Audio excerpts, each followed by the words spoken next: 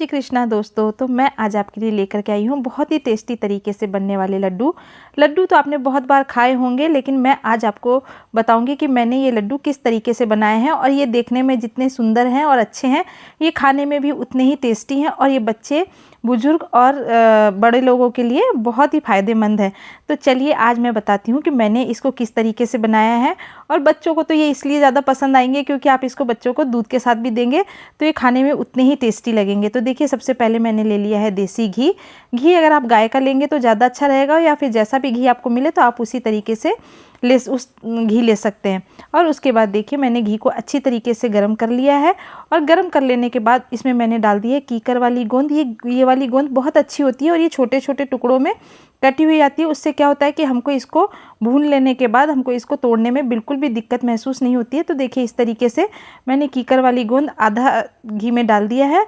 और थोड़ा थोड़ा करके ही आपको इसको घी के अंदर भूनना होता है। अगर आप एक बार में सारी गोंद को डाल देंगे तो फिर बहुत दिक्कत आ जाएगी, क्योंकि ये जितनी छोटी दिख रही है ये फूल करके पूरे कढ़ाई में फैल जाएगी। तो इस तरीके से आपको थोड़ा थोड़ा करके ही इसको घी के अंदर भून लेना है। और उसके बाद देखिए, इसको जब ठंडा हो जाए तो इसको हमको इस तरीके से कूट लेना है। आप चाहे तो मिक्सर में भी ग्राइंड कर सकते हैं, लेकिन मैं आज इसको इसी तरीके से कूट करके ही बनाऊंगी। और उसके बाद फिर मैंने बादाम को आज मैंने मिक्सर में ग्राइंड नहीं किया है, मैं इसी तरीके से आज टुकड़े करके इस बादाम को मैंने 2 से 3 टुकड़ों में अच्छी तरीके से काट लिया है। और उसको मैंने मीडियम टू लो फ्लेम पर अच्छी तरीके से भून लिया है। और उसके बाद मैंने डाल दी है काजू।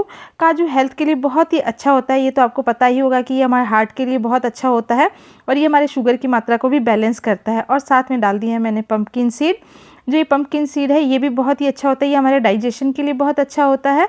तो आप पहले तो हमको इसके फ़ायदे नहीं पता थे, लेकिन अब जब से हमको इसके फ़ायदे पता चल चुके हैं तब से मैं हमेशा इन चीज़ों को काम में लेती हूँ। और साथ में ये है सनफ्लावर के सीड्स, ये भी बहुत ही अच्छे। और ये सबसे इनका बेनिफिट क्या है कि आपको ये बहुत ही आसानी से दुकान पर अवेलेबल हो जाते हैं। अभी सर्दी का मौसम है तो हर जो दुकान मिलेगी आपको, वहाँ पर ये बीज आपको आसानी से मिल जाएंगे, ताकि आप इसको खा करके और बहुत ही अच्छी तरीके से अपने हेल्थ को बैलेंस कर सकें। तो इसी तरीके से मैंने सारी चीज़ें डाल करके और मीडियम टू लो फ्लेम पर मैंने इन सारी चीज़ों को अच्छी तरीके से भून लिया है। आपको इस चीज़ का ध्यान रखना है कि आपको पाँचों जो भी चीज़ आप इसमें डालेंगे सबको एक साथ मतलब डाल करके और नहीं भूनना है, आपको क्रम वाइज तरीके से ही इसको डालना है। जैसे सबसे पहले मैंने बादाम डाले, फिर उसके बाद मैंने काजू डाले, उसके बाद मैंने पंपकिन सीड डाले हैं, सनफ्लावर सीड डाले हैं, लास्ट में मैंने इसमें किशमिश ऐड करी है। तो इसी तरीके से अगर आप किशमिश को सबसे पहले डाल देंगे, सोचेंगे कि अगर ये भूनना ही तो है, तो उससे क्या होगा कि घी में किशमिश डलते ही वो पूरी तरीके से जल जाएगी।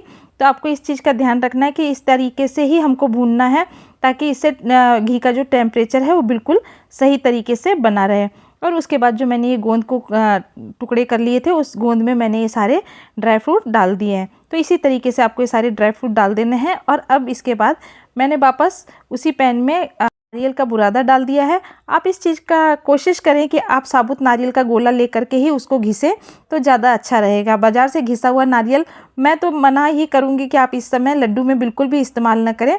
आप गोला ख़रीद लें, उसमें क्या होता है कि ऑयल बहुत अच्छी तरीके से होता है, और हमको लड्डू बनाने हैं तो हमको ये गोला घिस करके हम काम में लेंगे। जो साबुत नारियल आता है उसी का गोला घिस करके आप काम में लें तो ज़्यादा अच्छा रहेगा। और साथ में मैंने डाल दिए हैं इसमें 2 से 3 चम्मच खसखस के दाने डाले हैं। आप एक बार इस तरीके से बना करके देखिए, आप खाते ही आपको ऐसा लगेगा कि हाँ, ये कुछ अलग तरीके के लड्डू हैं और ये हेल्थ के लिए बहुत अच्छे रहते हैं। तो देखिए, इस तरीके से मैंने खसखस के दानों को और नारियल के बुरादे को अच्छी तरीके से भून लिया है और इसको साइड में रख दिया ठंडा होने के लिए।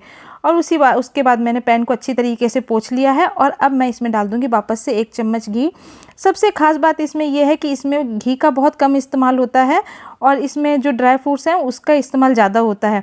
तो देखिए, इस तरीके से मैंने ले लिए हैं खजूर। आप इस चीज़ का ध्यान रखें, जब भी आप लड्डू बनाएं तो आप अच्छी क्वालिटी की खजूर शामिल करें अब लड्डू बनाने के अंदर। तो देखिए, ये बहुत ही अच्छी क्वालिटी के खजूर हैं। तो इस तरीके से मैंने इसके अंदर से बिल्कुल साफ़ करके बीज निकाल लिए हैं। और ये मैंने आधा किलो खजूर लिए हैं, 500 ग्राम खजूर लिए हैं। ये बिल्कुल सफिशिएंट है, इससे मीठा बिल्कुल बैलेंस में रहेगा और ये बहुत ही खाने में टेस्टी लगेंगे। तो देखिए, इसी तरीके से मैंने जो भी खजूर थे सारे इसके अंदर डाल दिए हैं घी के अंदर। और हमको इसको ज़्यादा देर नहीं, सिर्फ हमको इसको 2 से 3 मिनट तक अच्छी तरीके से इस तरीके से भून लेना है, ताकि भूनने से इसमें एक सौंधापन आ जाता है और बहुत ही अच्छा रहता है। और ये भूनने से क्या होता है, घी के अंदर जब हम इसको डाल करके भूनते हैं तो अगर ये थोड़ा भी हार्ड रहेगा, ऐसे तो ये अच्छी क्वालिटी के खजूर हैं तो ये बहुत ही सॉफ्ट हैं, तो मैंने भून करके और देखिए इस तरीके से मैंने इसको मिक्सर के अंदर ग्राइंड नहीं किया था, मैंने इसी तरीके से बीज निकाल करके और घी में भून लिया था।